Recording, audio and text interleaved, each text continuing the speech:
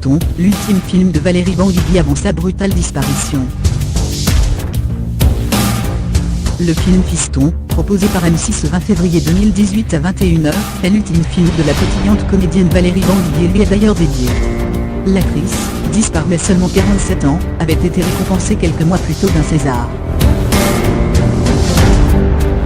C'est dans le film Fiston, diffusé ce 20 février 2018 à 21h sur M6, que la comédienne Valérie Benguigui a livré sa dernière interprétation. Valérie Benguigui s'est éteinte le 2 septembre 2013 à l'âge de seulement 47 ans, Fiston lui est d'ailleurs dédié. Valérie Benguigui se battait depuis 3 ans contre un cancer du sein. La comédienne, connue pour des interprétations pétillantes, énergiques et riches en fantaisie, avait démarré au théâtre sous la direction de Jean-Luc Robert.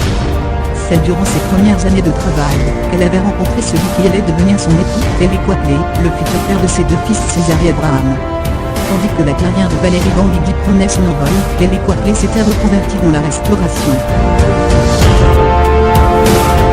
Sa carrière avait démarré en 1986 devant la caméra de Francis Hustet, qui tournait alors On a volé Charlie Spencer avec notamment Emmanuel Deveau.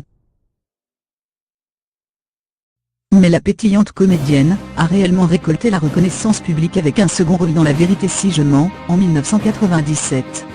Au sein d'une carrière trop brève mais riche, plusieurs films marquent sa filmographie, Le Comte est belle de Lisa Azulot, un rôle récurrent dans la série Avocat et Associés, d'Encore droit dans le mur, Pierre Richard, Le rôle de sa vie, François Fabra, ou Baby Blues, Diane Bertrand. En parallèle d'une solide carrière de second rôle, Valérie Benguigui a aussi fait de la mise en scène pour des spectacles notamment de Valérie Lemercier ainsi que Charlotte de Turckheim.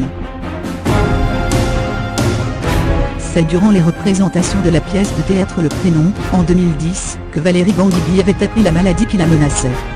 Son camarade Patrick Bruel se rappelait qu'ils avaient fêté sa rémission durant le tournage de la version cinéma du Prénom, futur grand succès populaire.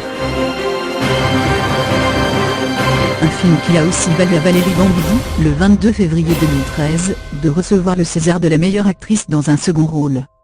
Très émue par cette récompense qui sacrait 23 ans de travail, et une inflexion de carrière vers plus de gravité, Valérie Benguigui avait aussitôt appelé ses 2 fils pour partager la nouvelle. Un peu plus de 6 mois plus tard, la maladie l'emportait.